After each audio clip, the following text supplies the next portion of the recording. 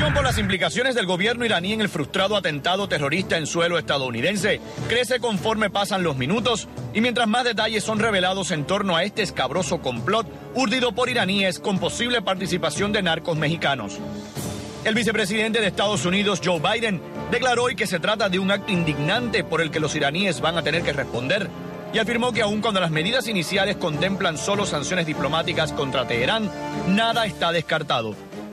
En tanto, nuevos detalles de la trama han confirmado las intenciones de uno de los dos acusados, Mansour al-Bakhtiar, miembro de la Fuerza de Choque de la Guardia Revolucionaria iraní, de contratar a miembros del cártel de los Zetas para esta operación terrorista.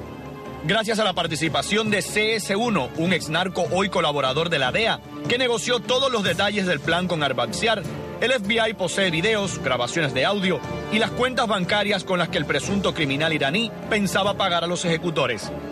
Queda ahora sobre la mesa la pregunta de cuán seria es la amenaza planteada por las autoridades estadounidenses de posibles vínculos entre redes como Al-Qaeda y los Zetas, justo cuando un plan para volar las embajadas de Arabia Saudita e Israel en Washington pasaba por México como punto principal.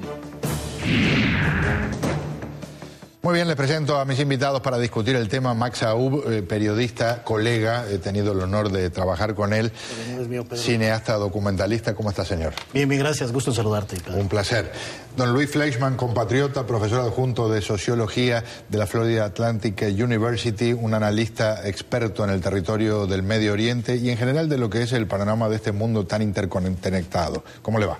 Muy bien, muchas gracias por haberme invitado al programa nuevamente. Un gran gusto. Dije algo al principio, en un escenario que no es ridículo, si este complot llevaba a cabo su cometido y se mataba a este hombre en territorio estadounidense, al embajador de Arabia Saudita, Estados Unidos puede considerarlo un acto de guerra si establece que eso viene de Irán y a partir de ahí un desencadenamiento de cosas que podían llegar al uso, quién sabe, si de un arma nuclear si las tiene Irán o de un ataque de Irán a Israel y entonces la intención de Israel de aniquilar a Irán porque Israel se sabe que tiene bombas nucleares. ¿Cómo la ve?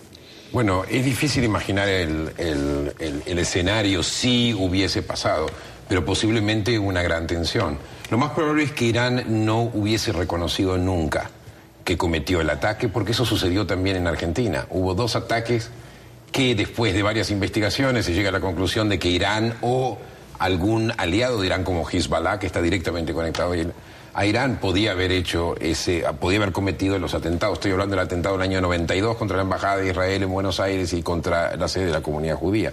Irán nunca reconoció, nadie en realidad dijo, fuimos nosotros que lo hicimos. En este caso hubiese sido lo mismo.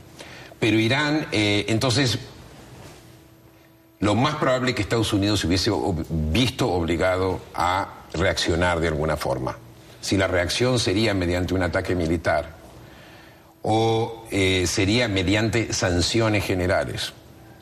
Por ejemplo, en este momento las sanciones contra Irán existen, pero no las sanciones no están completas. Por ejemplo, el Banco Central de Irán todavía no está sancionado, que es lo que se hace por lo general con países en guerra. Se sanciona al Banco Central. Hay autoridad del presidente para sancionar, pero el presidente no ha sancionado todo lo que debería sancionar. Por ejemplo, a Venezuela no está sancionada como se debe, pese a que viola la resolución del Consejo de Seguridad de las Naciones Unidas con respecto a Irán y también las leyes internas federales con respecto a sanciones a Irán, porque coopera con Irán. O sea que yo pienso que esta administración posiblemente hubiese apelado a las sanciones fuertes y al aislamiento mucho más fuerte, una campaña internacional diplomática para aislar a Irán. Dudo que iniciara una guerra contra Irán. Y con dos guerras en marcha ni que hablar. México tiene un papel preponderante en este episodio, contribuyendo de una forma muy importante a que no ocurriera.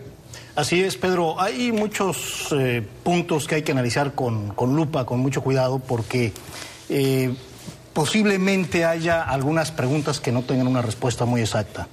Por ejemplo, mientras en la prensa de los Estados Unidos se decía que era un agente de la DEA encubierto allá en México, lo cual no sería posible a menos que el Congreso mexicano lo autorizara, En México se planteaba también en la prensa escrita que se trataba de un, digamos, un informante, ¿no? Un testigo protegido. Al final se mantiene esa tesis, que es un informante. Ahora bien, este hombre, el iraní, de origen estadounidense, por cierto. Exacto. Trata de ingresar con un pasaporte iraní, no estadounidense.